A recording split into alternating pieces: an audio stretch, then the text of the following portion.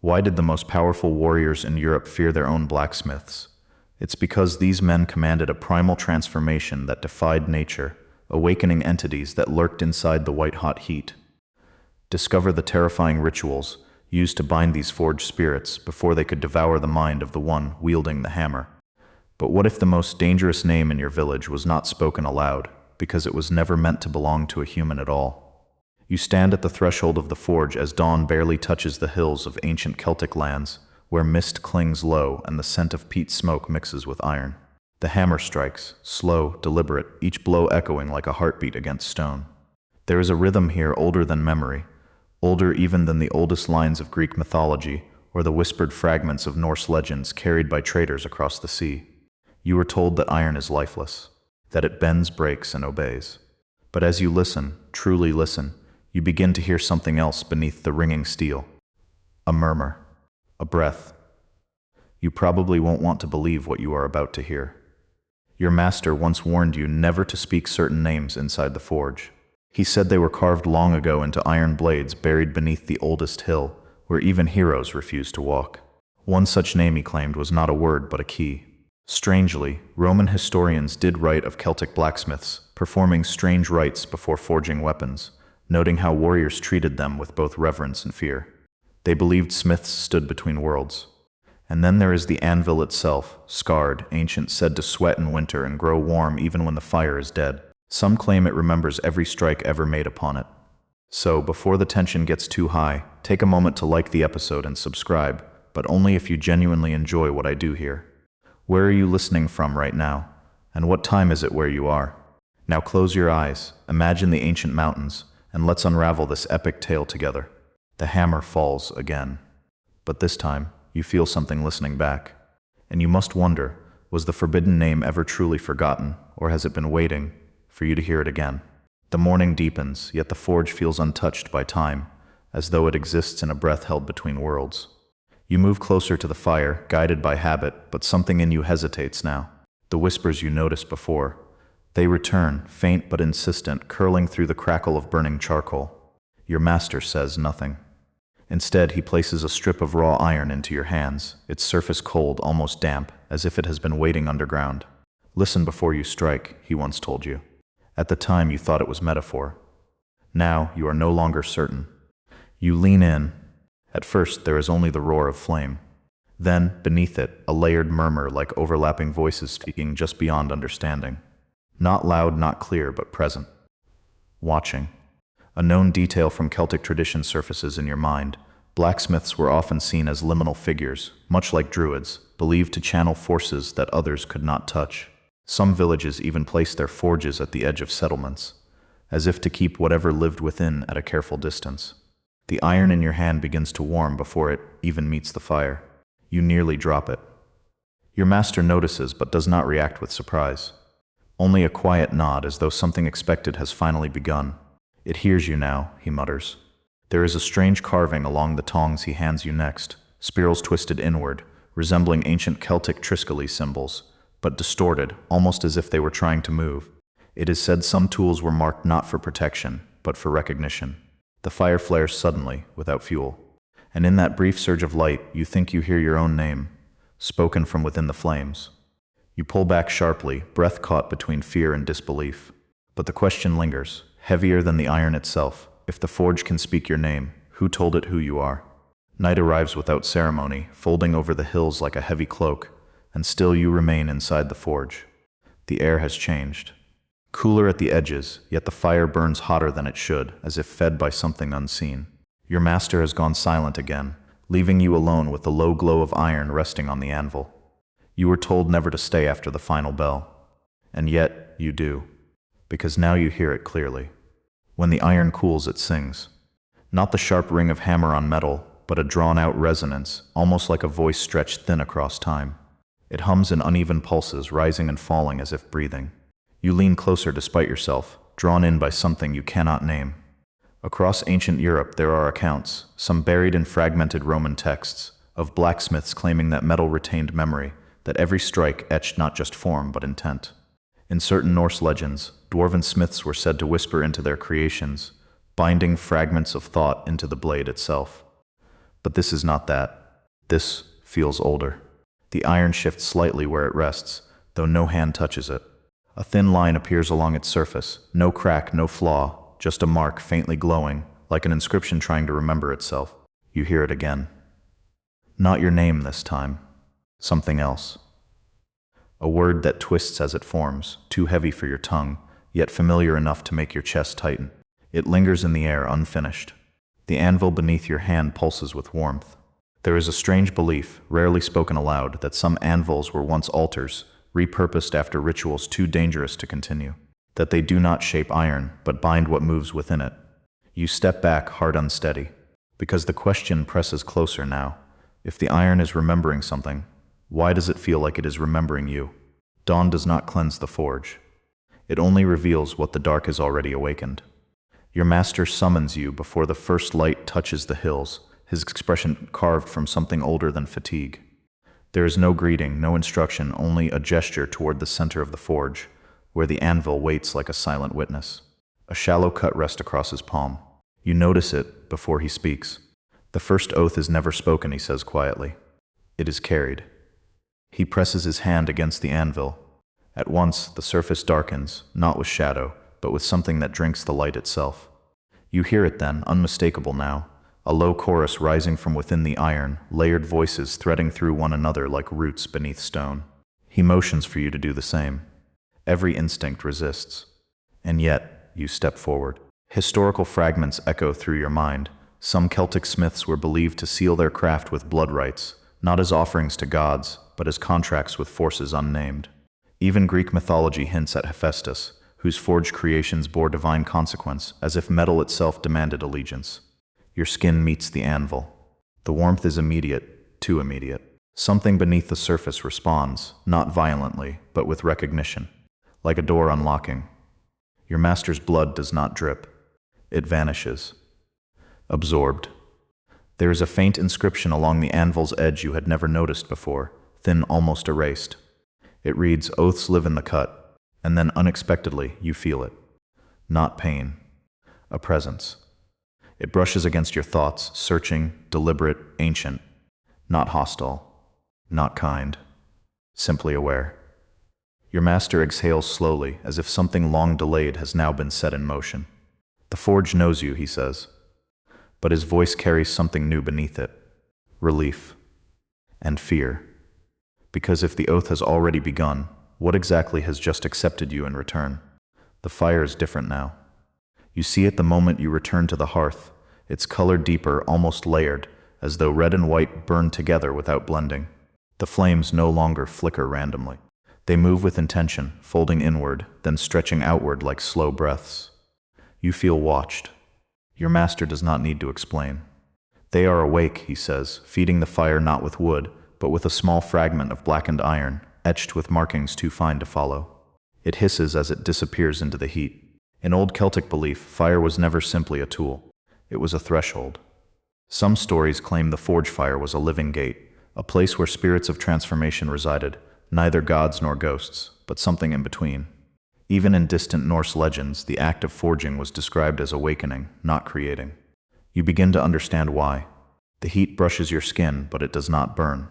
Instead, it presses, like a presence leaning closer. The sound beneath the crackling grows clearer now, no longer a murmur but layered tones, each one distinct, overlapping like a quiet assembly. And then you notice something strange. The shadows cast by the flames do not match your movements. They stretch in directions they should not, bending along the stone walls as though shaped by unseen forms. One lingers too long, its outline almost human, yet not entirely fixed. Your breath slows. On the wall beside the forge hangs a small misshapen charm, twisted iron wrapped in thin strands of silver. Your master once told you it was meant to confuse the hungry ones, though he never said what those were. It hums faintly now, vibrating in response to the fire. They live inside the heat, he says, almost to himself. And as you watch the flames shift again, deliberate, aware, you begin to wonder.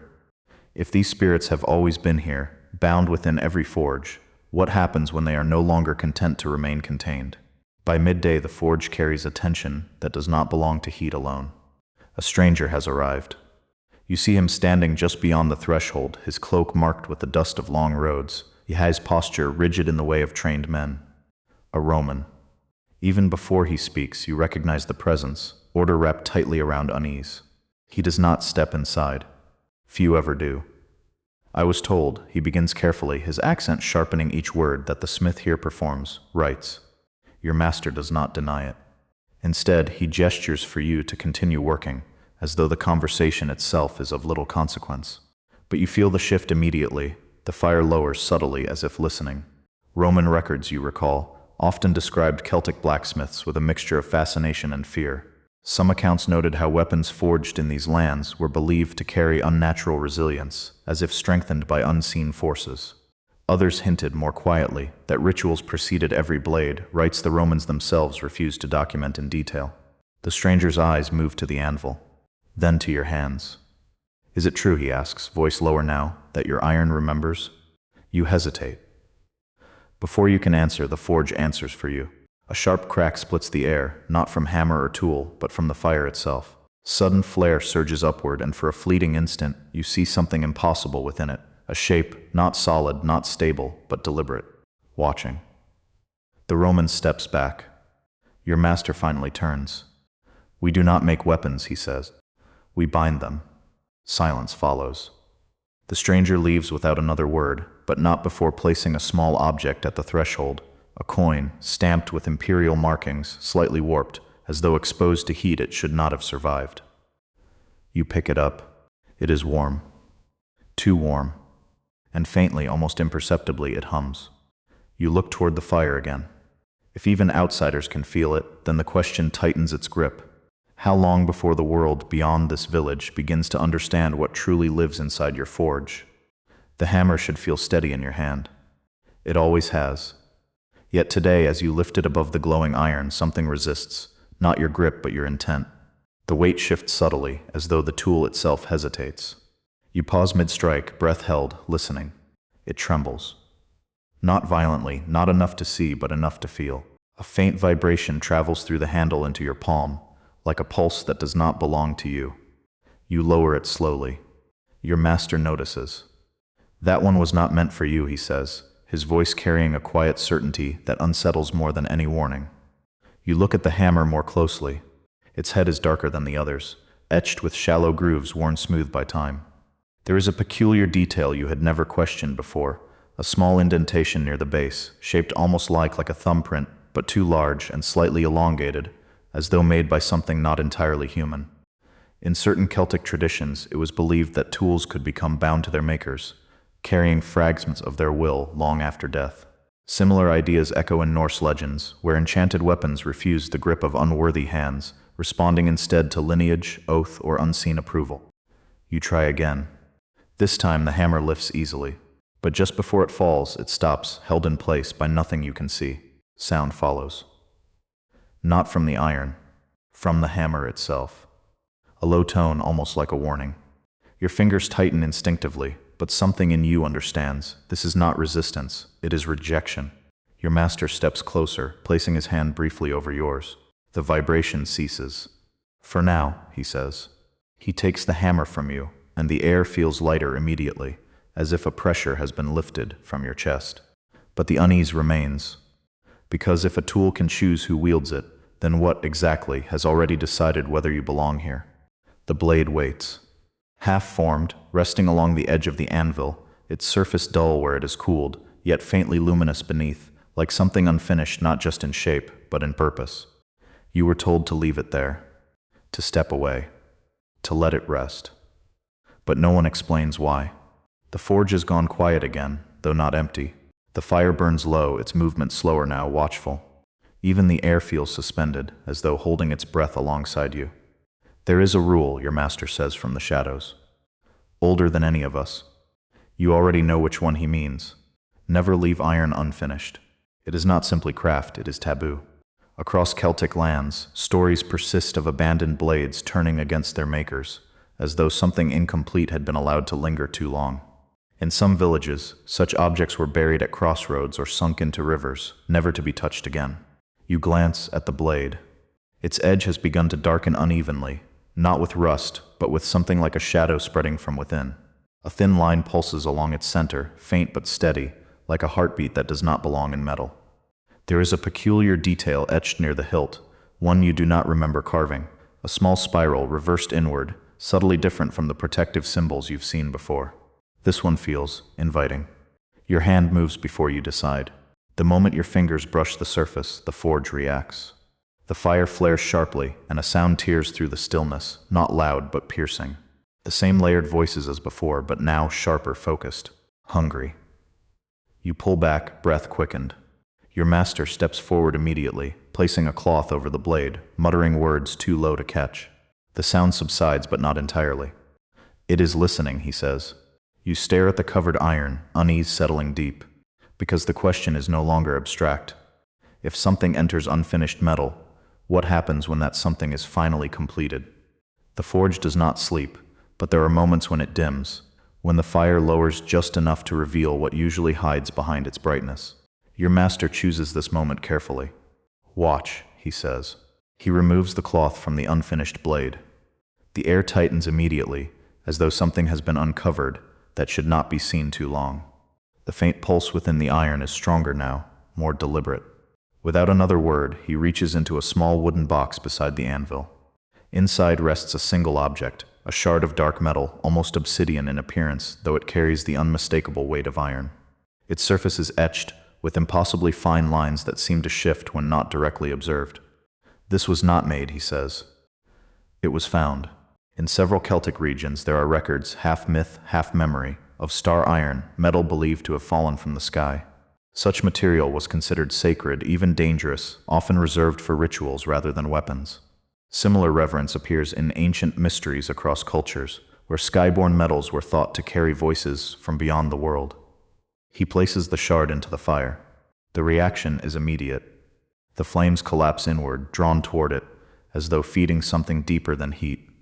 A low resonance builds, not chaotic like before, but focus summoned. Your master takes a blade and presses it lightly against his palm. A thin line of blood forms. He lets a single drop fall into the fire. It vanishes before it lands. The sound that follows is different. Not hunger. Recognition. I give what is mine, he says quietly, so it does not take what is yours. The fire steadies. The pressure in the room eases, but only slightly. You notice something strange. The shadows no longer move freely.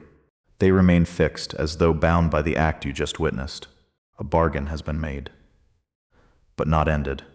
Because as your master closes the box once more, his hand lingers, just briefly, over the lid. And you cannot help but wonder, if something accepted his offering, what will it demand next?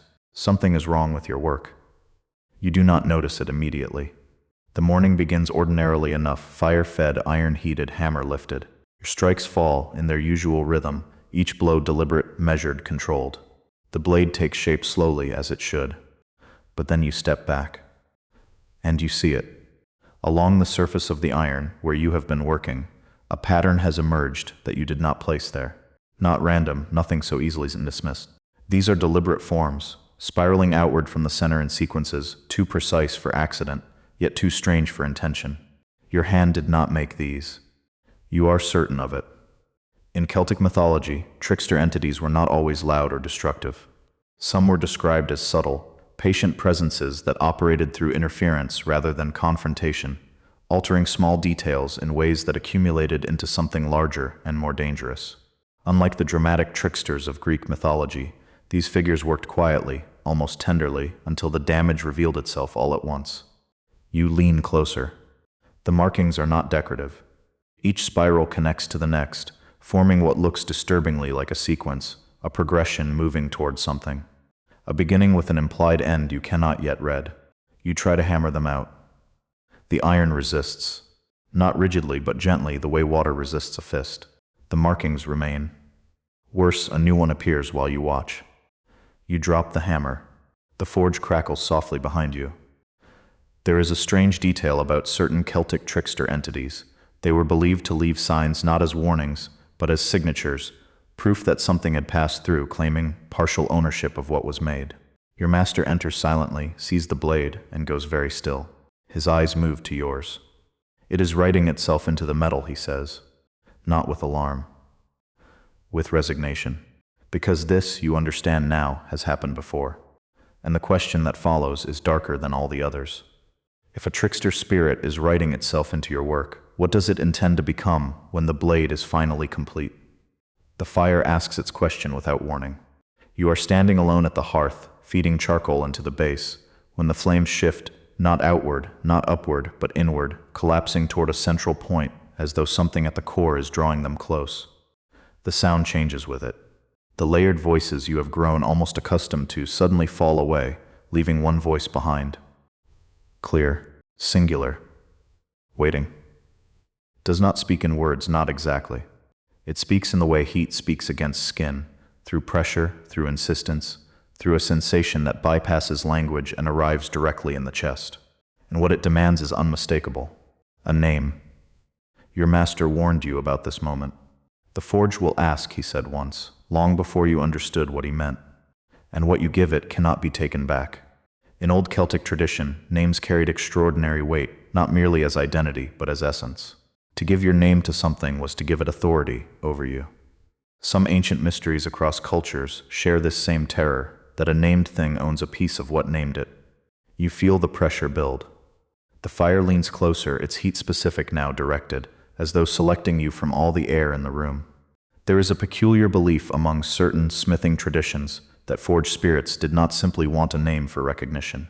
They wanted it as currency, something to spend in the older economies of power that existed long before bronze, before obsidian, before the first carved stone altar was raised beneath an open sky. Your lips part. Something rises in your throat. Not your name, but close. A version of it. Older somehow, as though the fire is reaching past your given identity toward something underneath. You press your mouth shut. The fire holds its breath. And in that suspended silence, you realize the forge is not demanding. It is offering you something in return. But what a spirit trades for a name has never, in any story you know, come without a price that surfaces long after the bargain feels forgotten. You cross the threshold before you understand you are crossing it. There is no dramatic moment, no flash of light, no collapse of the ordinary world.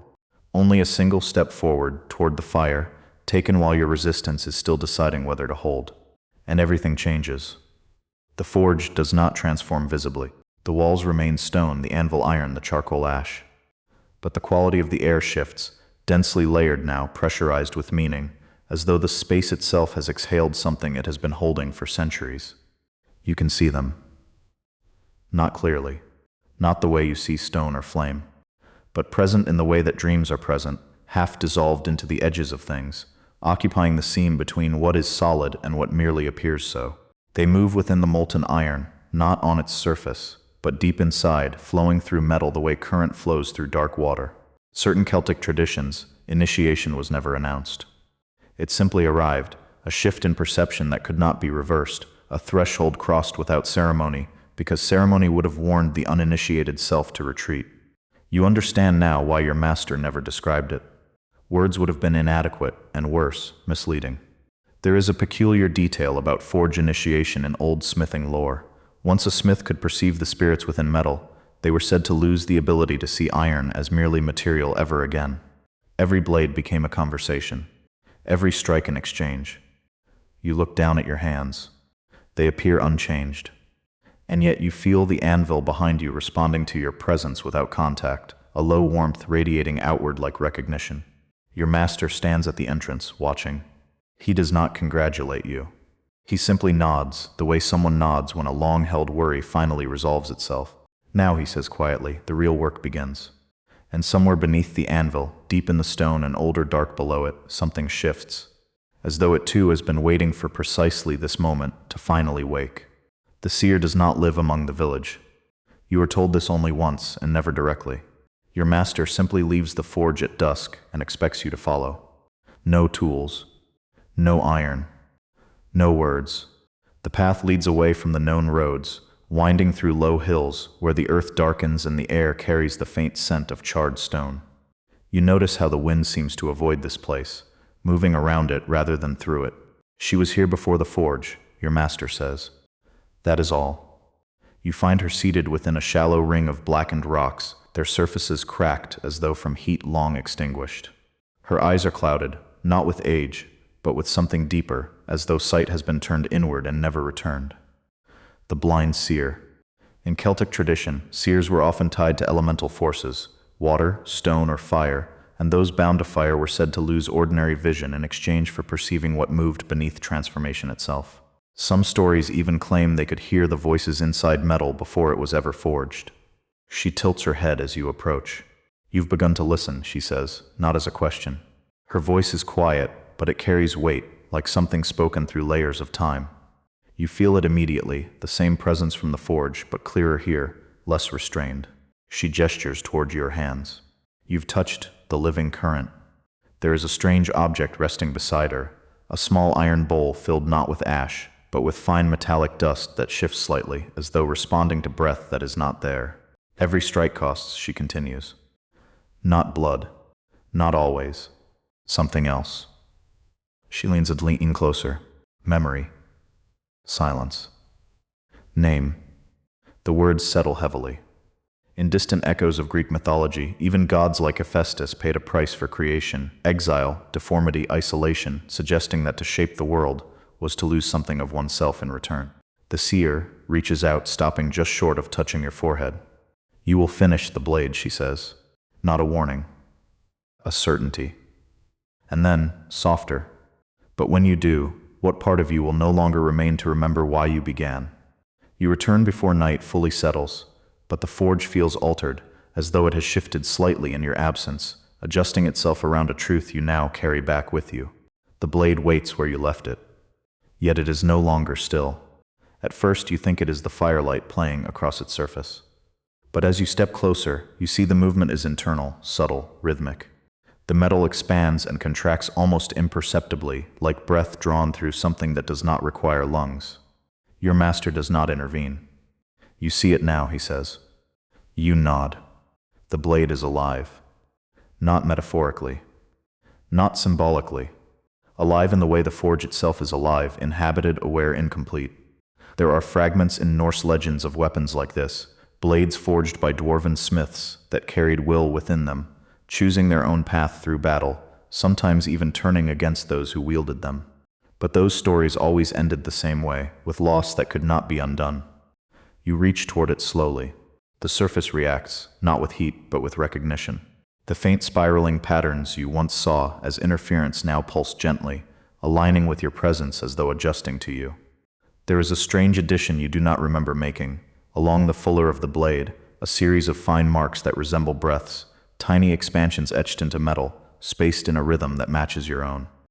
You inhale. The blade responds. You exhale. It follows. A synchronization. Your master watches carefully. "It is learning you," he says. Or perhaps you realize it is teaching you to become something else. On the wall behind the anvil, a narrow strip of bronze hangs an old inscription, nearly worn smooth. You had never paid attention to it before. Now the words stand out clearly. When stars shift, grief shifts with them. The forge grows quieter, as though waiting. Because the blade is no longer merely being shaped. It is becoming. And the question settles deep, unavoidable. If the blade now breathes with you, what happens when it begins to breathe on its own? The night carries a different kind of silence now, one that listens as much as it conceals. Your master leads you beyond the forge once more, this time toward the river that curves along the edge of the valley.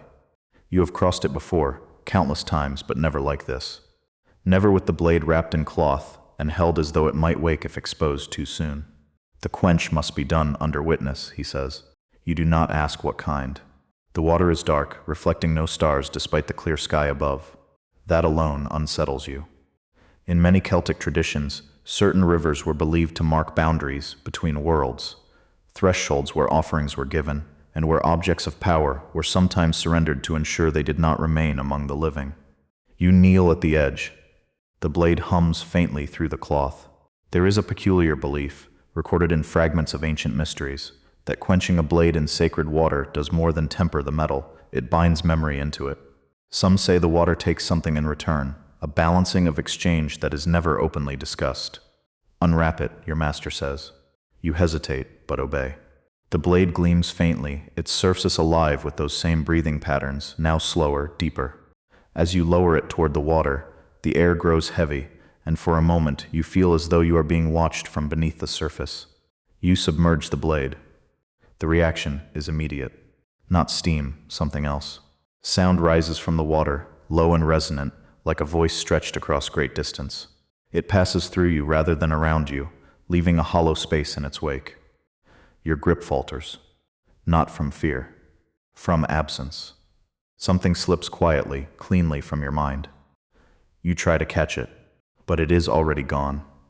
You pull the blade from the river, breath uneven. Your master studies your face carefully. Do not try to remember, he says, because you already understand. Whatever the river has taken, it will not give back. And the question lingers, sharp and unresolved. If the blade now holds what you have lost, what part of you has just been sealed inside it forever? You feel the absence before you understand it. It follows you back from the river, like a shadow that no longer matches your form. The forge greets you with its familiar breath of heat and ash, but something in you fails to respond in the same way. Space is opened, clean, precise, undeniable. You try to name what is missing. You cannot. That, perhaps, is the most unsettling part. In many ancient traditions, including fragments tied to both Celtic rites and distant echoes of Greek mythology, memory was not seen as passive recollection, but as substance, something that could be stored, traded, even consumed. The river has not taken randomly. It has selected and sealed. You set the blade upon the anvil. It reacts instantly. The faint breathing patterns along its surface deepen, expanding in slow, deliberate rhythm. There is a new weight to it, not physical, but perceptual, as though the blade now occupies more than space, as though it carries something beyond metal. Your master watches in silence. Then, quietly, he places the hammer back into your hand, the same hammer that once refused you. This time, it does not resist. It settles into your grip, as though it has always belonged there. Oaths live in the cut, he reminds you, nodding toward the anvil. You strike. The sound is different now. Not sharper. Not louder. Deeper. Each impact resonates through the forge with a tone that lingers too long, as if echoing into a place beyond hearing. The blade responds, not passively, but in coordination. It shifts under your strikes, not resisting, not yielding, participating. There is a strange detail in old smithing lore, that once a blade has been quenched with memory, every strike thereafter binds the maker more tightly to it, until the distinction between creator and creation begins to blur. You feel that boundary thinning. With every blow, the forge grows still, attentive. Because now the work is no longer shaping the blade, it is sealing something into permanence. And the question presses forward, unavoidable. If each strike binds you deeper, how many more will it take before there is nothing left of you that is not part of the blade? The rhythm consumes you. Hammer. Breath. Heat. Sound. Each strike lands with a certainty that no longer feels entirely your own. The forge seems to guide the sequence now, shaping not just the blade, but the timing of your movements, the angle of your wrist, the force behind each impact. You do not question it, because it works. The spiraling markings that once appeared unbidden now align perfectly with your strikes, unfolding into patterns that feel less like decoration and more like language, structured, intentional, binding. You recognize none of it consciously, yet your hands follow it as though remembering something older than your life. Oaths live in the cut. The phrase repeats in your mind, not as thought but as rhythm. Across Celtic lands, there are fragments of belief that oaths were not spoken alone. They were embedded into action, sealed through craft. A blade was not merely a tool, it was a record, a contract etched into iron. Even in Norse legends, runes carved into weapons were said to anchor fate itself, ensuring that promises could not be broken without consequence. You strike again, and something answers. Not from the fire, from below. A low resonance travels upward through the anvil, into your arms, into your chest. It is slower than the forge voices, heavier, like something buried deep beneath stone shifting in response to your work. You pause. The sound continues. Your master's expression tightens. It hears the oath, he says, not the forge. Something older. There is a faint tremor beneath your feet now, subtle but undeniable. Dust loosens from the edges of the stone walls, drifting downward in slow, silent threads. You realize then, the blade is not the only thing being awakened. Another strike. The resonance deepens, and beneath it, just for a moment, you hear something else. A breath. Not from the forge. From below the anvil. Waiting. Because if something beneath the forge is listening to every oath you seal into the blade, what exactly is preparing to answer when the final strike is made? The anvil shifts. Not visibly at first, no sudden movement, no crack in the stone, but you feel it through your hands. A subtle change in resistance, as though something beneath it has adjusted its weight, leaning upward into the space you occupy. You stop striking. The silence that follows is immediate and absolute. Even the fire stills. Your master steps forward, slower than before, his attention fixed not on the blade but on the base of the anvil itself. It was never just a foundation, he says, voice low. You remember what you were told once, in passing, that some anvils were placed over older sites, places already marked by ritual long before the forge was built, altars repurposed, thresholds concealed. The ground trembles again. This time you see it. A thin line appears where the anvil meets the stone floor, not a crack but a seam, as though two surfaces long fused are beginning to separate. From within that narrow space a faint glow emerges, not red like fire but pale, almost breath-like.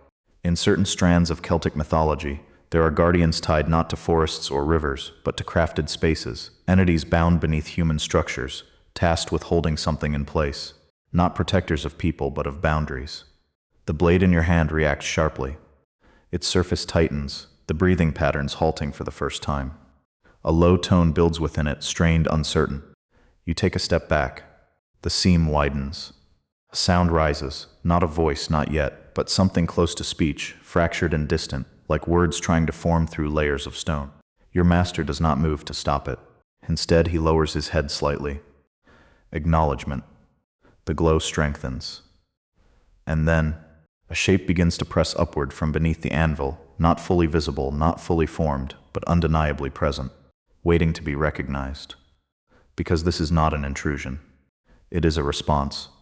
And the question settles heavily in the air between you and the rising light. If this guardian has been beneath the forge all along, what has your work just given it permission to become? The sky changes before you notice the light. It happens gradually, so slowly that your eyes almost refuse to acknowledge it. The forge remains enclosed, stone-bound, grounded in heat and iron, yet something beyond its walls begins to press inward, a subtle dimming. A quiet distortion. Your master looks up first. Outside, he says. You follow him into the open air, the blade still in your hand, its surface now unnaturally still, as though holding its breath in anticipation. Above you, the stars are shifting, not drifting as they should, not following their ancient paths, but adjusting, realigning in a pattern that feels deliberate, converging. In Celtic astronomy, certain star alignments were believed to mark thresholds in time, moments when the boundary between worlds thinned, allowing forces normally held apart to touch. Similar beliefs echo across ancient mysteries, where eclipses and celestial shifts signaled that something bound was beginning to loosen. You feel it immediately. The same resonance from beneath the anvil, now everywhere. The ground hums faintly beneath your feet, the air thick with a pressure that does not belong to weather or season.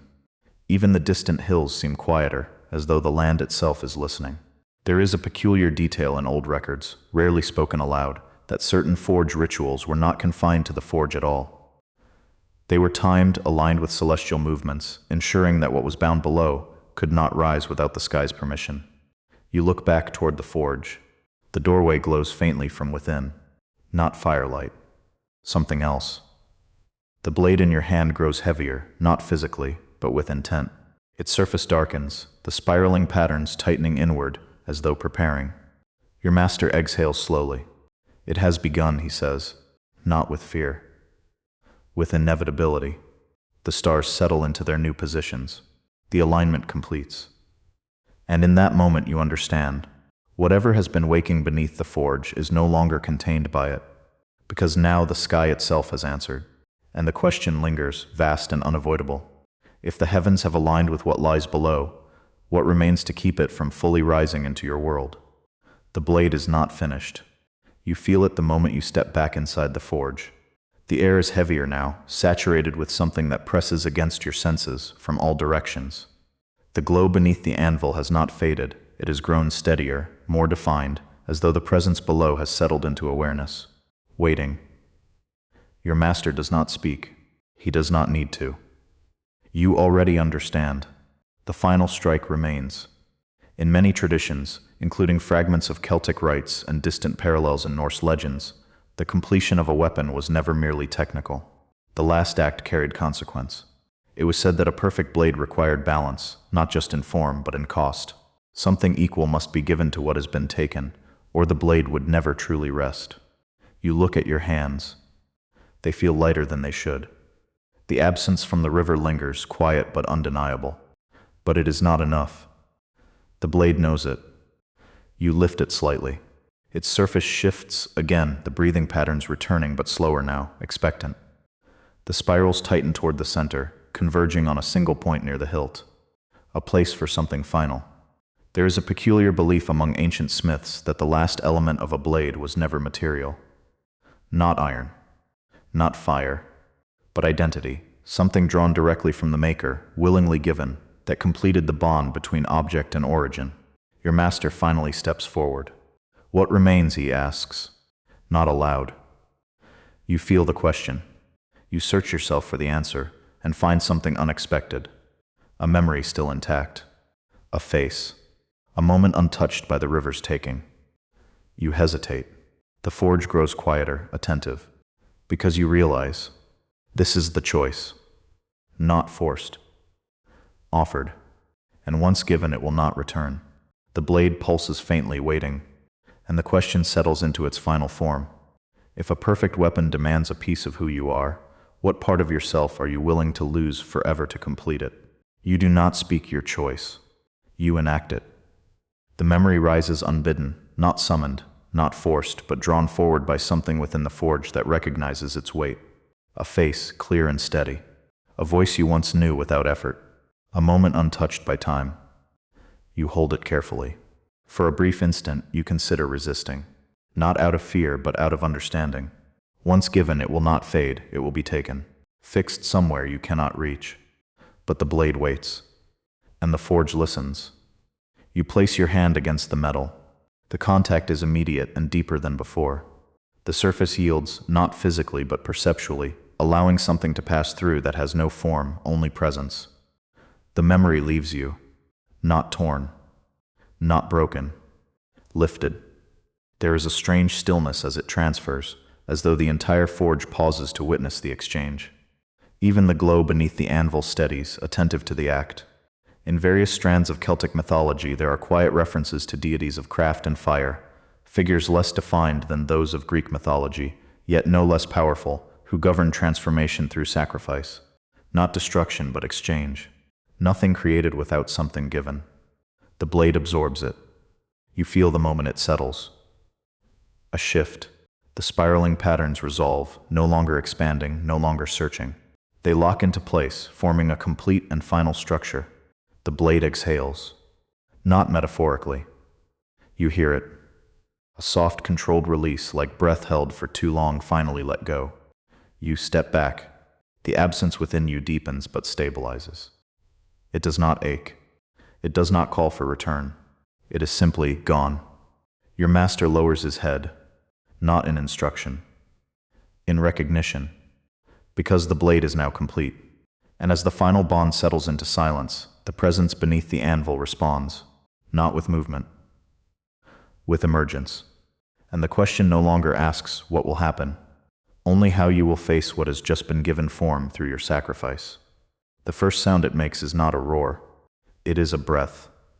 Deep, measured, ancient. The glow beneath the anvil expands, no longer confined to the narrow seam. The stone itself seems to soften around it, as though yielding to something that has waited too long to remain contained. The air thickens, carrying the scent of heated iron and something older, like ash that has never cooled. You do not move. Neither does your master. The presence rises slowly, not forcing its way upward but unfolding, like something remembering how to exist in a space it once knew. The shape is difficult to define. It is not solid, yet not without form. It's a suggestion of limbs, of structure, woven from heat and pale light. A figure made of breath and ember. In obscure fragments of Celtic lore, there are references to forgotten deities, beings not worshipped but bound. Entities tied to craft itself, to the act of transformation, existing beneath the work of mortals who unknowingly sustain them. Unlike the named gods of Greek mythology or the structured pantheon of Norse legends, these were quieter forces, older, less forgiving. The figure lifts slightly, and the forge responds. Every surface hums, the tools, the walls, the blade in your hand. All of it resonates in recognition. It remembers, your master whispers. The figure turns toward you. There are no eyes, and yet you feel seen, completely. There is a peculiar detail about certain deities of fire and ancient mysteries. They were not creators, but claimants. Anything shaped through their domain was considered part of them, whether the maker understood it or not. The blade grows warm in your grip, not dangerously, possessively. The figure leans closer, its form sharpening just enough to suggest intention, not hostility. Ownership. And in that quiet, undeniable recognition, the question emerges. If this forgotten deity claims all that is forged, what does it now intend to claim from you? The light recedes. Not completely, but enough. Where your master stood, there is no ash, no mark, no absence that can be measured by sight alone. And yet, the forge feels different immediately, emptier, not in space, but in weight, as though something that anchored it has been quietly removed. The presence remains, diminished, watching. The blade in your hand is steady now, its surface calm, the spirals fixed into their final form. No movement, no breath. Whatever lived within it has settled into stillness, not gone, but contained. You stand alone, not unobserved. The figure shifts slightly, its form less defined than before, as though the act it required has been completed. There is no urgency in it now, no demand pressing forward. Only attention. In certain Celtic stories, when a binding was fulfilled, the force behind it did not vanish. It withdrew, returning to its threshold, waiting for the next imbalance to call it forward again. Balance was never permanent, only maintained. You feel that truth settle around you. The forge is yours now, not by inheritance, by consequence. There is a faint inscription along the anvil's edge, one you had not fully understood before. Now the words seem clearer, as though the act you have witnessed has given them shape. What is made must be answered. The presence begins to withdraw. Slowly, it lowers back toward the seam beneath the anvil, its glow dimming, its form loosening into something less defined, less immediate. The air lightens with it, though not completely. Before it fades, it pauses. And you feel it again, that unmistakable awareness, turning once more toward you. Not claiming, not releasing. Acknowledging. The final balance is close, but not sealed. Because one truth remains quiet but unshaken. The blade still exists, and so do you. And as the last of the light slips beneath the anvil, the question lingers, unresolved. If the forge has taken its due, what will it demand the next time the blade is raised? The forge falls silent in a way you have never known. Not empty, not lifeless. Complete. The fire burns low, steady and contained, no longer reaching, no longer listening for something beyond itself. The anvil rests without vibration, its surface cool beneath your hand for the first time since you can remember. And the blade. The blade is still. You turn it slowly in your grip, watching how it catches the dim light. The spiraling patterns no longer shift. The breath within it has settled into something deeper than motion, something fixed, anchored, resolved. It is no longer becoming. It is. Across ancient traditions, there are rare mentions of perfect weapons. Objects that do not change, do not resist, do not hunger.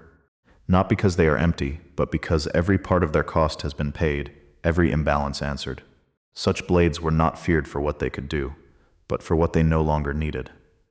You understand now why. You lift it once. The forge does not react. No voices. No pressure. No presence rising to meet the act. Only silence. There is a peculiar detail, noted in scattered fragments of both Celtic lore and distant echoes of Norse legends, that once a blade is fully bound and balanced, it ceases to belong to the forge entirely. It becomes something else, untethered from the place that made it, yet never free of the laws that shaped it. You lower it again, carefully, deliberately. You place it across the anvil, not as a tool, not as a weapon, as a conclusion. The inscription beneath it remains visible. Oaths live in the cut. You exhale slowly, the weight of everything settling into a quiet understanding. Nothing calls to you now. Nothing asks. Nothing takes. And yet, you know this is not an ending, only a closing of one balance, because somewhere, beyond this forge, beyond this valley, beyond even the memory you no longer carry, there will come a moment when the blade is needed. And when that moment arrives, one final question will return, unchanged and unavoidable. What will it demand when it is used? The mountains rest beneath a softer sky now, their edges no longer sharp with tension, but blurred gently by distance and time. The forge stands quiet behind you, its breath slowed to something almost human, almost at peace. You no longer listen for whispers in the fire, not because they are gone, but because they have nothing left to say. The path ahead is simple. Not easy, not certain, but clear in a way it has never been before. Each step feels grounded, untouched by the pull of unseen forces, though you know better than to believe those forces have vanished. They have only withdrawn. This is the nature of such things. As told in old stories quietly between generations, balance is never permanent. It is held carefully until it must shift again. You carry that understanding with you, not as a burden, as a truth. The blade remains behind, resting where it was last placed. It does not call out. It does not follow. It waits complete, silent, patient in a way only something fully realized can be. And somewhere deep beneath stone and memory, something else waits as well. Not sleeping. Not gone. Only still. You breathe in the cool air, steady and unbroken, and for the first time, nothing answers back. The world feels wider now, quieter, as though it too has exhaled. And in that quiet you walk forward, unchanged in form, yet shaped in ways no mirror could ever reveal. The story settles. Not ended, but at rest.